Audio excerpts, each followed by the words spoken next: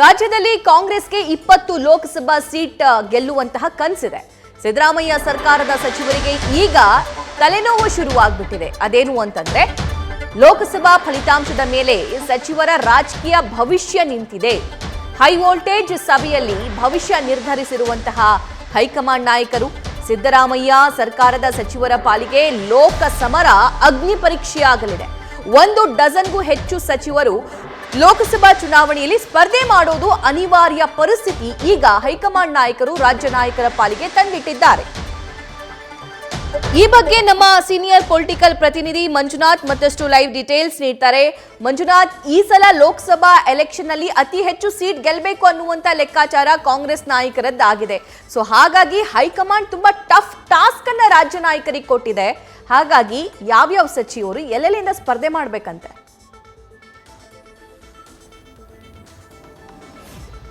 ಸಭಾ 2024 ಲೋಕಸಭಾ ಚುನಾವಣೆಯಲ್ಲಿ ಕಾಂಗ್ರೆಸ್ ಶತಾಯಗತಾಯ ಕೇಂದ್ರದಲ್ಲಿ ಕಾಂಗ್ರೆಸ್ ಸರ್ಕಾರವನ್ನು ರಚನೆ ಮಾಡಲೇಬೇಕು ಅನ್ನೋ ಒಂದು ಹೋರಾಟವನ್ನ ಮಾಡ್ತಾ ಇದೆ. ಇದಕ್ಕೆ ಸಂಬಂಧಪಟ್ಟಂತೆ ಸಾಕಷ್ಟು ಸಿದ್ಧತೆಗಳನ್ನು ಕೂಡ ನಡೆಸಿಕೊಂಡಿರುವಂತದ್ದು. ಅದರಲ್ಲೂ ಕೂಡ ಕರ್ನಾಟಕದಿಂದ ಹೆಚ್ಚು ಸ್ಥಾನಗಳನ್ನು ಗೆಲ್ಲಬೇಕು ಅನ್ನೋ ನಿಟ್ಟಿನಲ್ಲಿ ಈಗಾಗಲೇ ಸಿಎಂ ಮತ್ತೆ ಡಿಸಿಎಂ ಅವರನ್ನ ಕರೆದು ದೆಹಲಿ ನಾಯಕರು ಒಂದು ಸೂಚನೆಯನ್ನ ಕೊಟ್ಟಿರುವಂತದ್ದು. ಪ್ರಮುಖವಾಗಿ ಏನು ರಾಜ್ಯದಲ್ಲಿ 20ಕ್ಕೂ ಹೆಚ್ಚು ಸ್ಥಾನಗಳನ್ನು ಗೆಲ್ಲಬೇಕು, ಆ ನಿಟ್ಟಿನಲ್ಲಿ ಬೇಕಾದಂತ ಎಲ್ಲ ಸಿದ್ಧತೆಗಳನ್ನ ಮಾಡ್ಕೋಬೇಕು ಅನ್ನೋ ಒಂದು ಸೂಚನೆಯನ್ನ ಕೊಟ್ಟಿದ್ದಾರೆ. ಆದ್ರೆ ರಾಜ್ಯದಲ್ಲಿ ಲೋಕಸಭಾ ಚುನಾವಣೆಗೆ ಸ್ಪರ್ಧಿಸೋದಕ್ಕೆ ಕಾಂಗ್ರೆಸ್ನಲ್ಲಿ ಅಭ್ಯರ್ಥಿಗಳ ಕೊರತೆ ಇದೆ ಅನ್ನೋ ಒಂದು ಮಾಹಿತಿ ಈಗ ಲಭ್ಯ ಆಗಿರುವಂತದ್ದು. ಯಾಕಂದ್ರೆ ಈಗಾಗಲೇ 2-3 ಸರ್ವೆಗಳನ್ನ ಮಾಡಿಸಿರುವಂತಹ ಕಾಂಗ್ರೆಸ್ ಹೈಕಮಾಂಡ್ಗೆ ಕೇವಲ 6ರಿಂದ 8 ಸ್ಥಾನಗಳು ಬರಬಹುದು ಅನ್ನೋ ಒಂದು ನಿರೀಕ್ಷೆ ಇದೆ. ಹೀಗಾಗಿ ಸಚಿವರ ಸ್ಪರ್ಧೆ ಅನಿವಾರ್ಯತೆ ಅನ್ನೋ ಒಂದು ಮಾಹಿತಿ ಕೂಡ ಸಿಕ್ಕಿರುವಂತದ್ದು. ಯಾಕಂದ್ರೆ ಹೆಚ್ಚು ಸ್ಥಾನಗಳನ್ನು ಗಳಿಸಬೇಕಾದ್ರೆ ಸಚಿವರು ಸ್ಪರ್ಧೆ ಮಾಡಿದ್ರೆ ಅವರಿಗೆ ಈಗಾಗಲೇ ಫೇಸ್ ವ್ಯಾಲ್ಯೂ ಇರುತ್ತೆ, ಜೊತೆಗೆ ಅವರು ಸಚಿವರಾಗಿ ಉಸ್ತುವಾರಿ ಸಚಿವರುಗಳಾಗಿ ಕೂಡ ಕೆಲಸ ಮಾಡ್ತಾ ಇರ್ತಾರೆ. ಹಾಗಾಗಿ ಅವರು ಸ್ಪರ್ಧೆ ಮಾಡಿದ್ರೆ ಹೆಚ್ಚು ಸ್ಥಾನಗಳನ್ನ ಗೆಲ್ಲಬಹುದು. ಆ ನಿಟ್ಟಿನಲ್ಲಿ ನಾವು ನಿರ್ಧಾರ ಮಾಡ್ತೇವೆ ಯಾವ ಸಚಿವರು ಸ್ಪರ್ಧೆ ಮಾಡಬೇಕು, ಯಾವ ಕ್ಷೇತ್ರದಲ್ಲಿ.